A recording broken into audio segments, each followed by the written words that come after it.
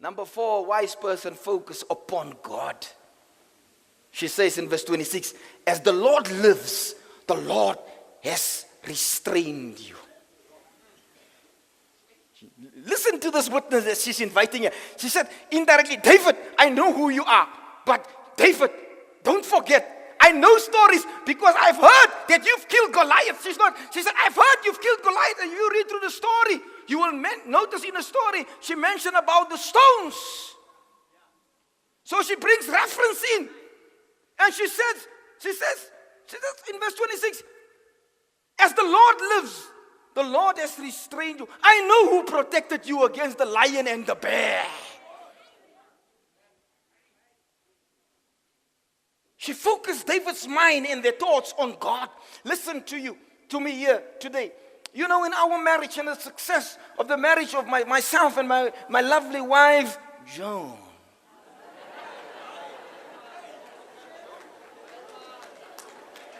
Do you know that both of us, when both of us are unreasonable, we always focus on our thoughts on God. We always ask a simple thing. What's the word saying about this? Let's take ourselves out of the picture and let's see what's God's opinion about this situation. Common ground. Number 5, a wise person continue to focus upon God.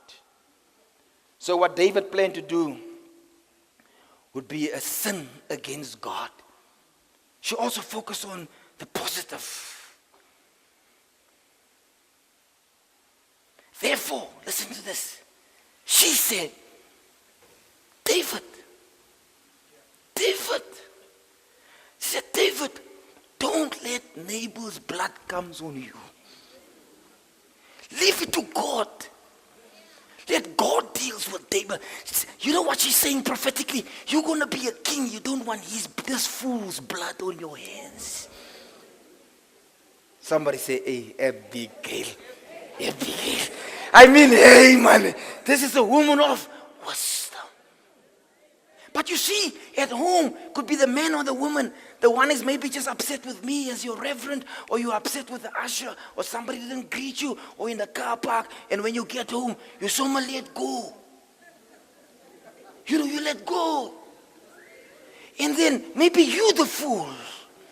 And maybe you need an Abigail that needs to walk close to you and put her hand on your shoulder and say, baby, baby, baby. Do you agree with me that we need a person with wisdom in our household?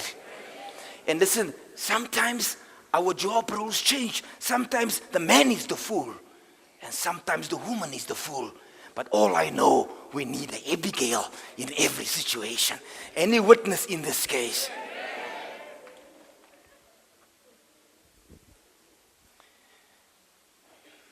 A wise person continue to focus upon God.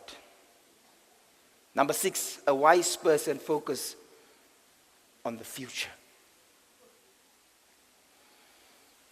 A foolish person focus on the now.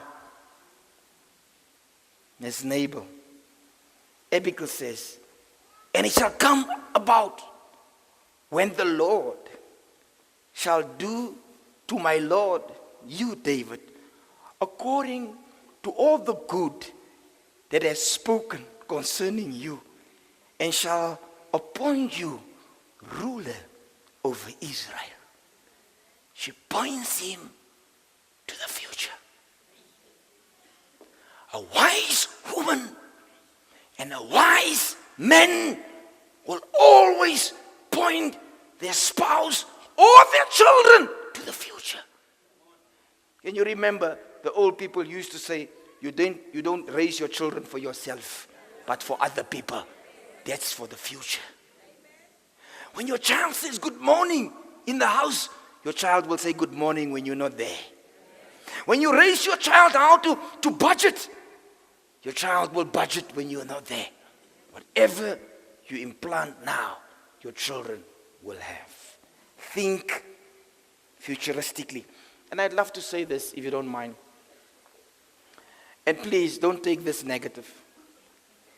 If you upset with one of your leaders in your department, don't go home and talk about the leader in your department negatively in front of your children. I don't say don't do it. You can do it with your spouse in your house, in your bedroom. But don't do it in front of your children. Because next time they're going to use that as reference.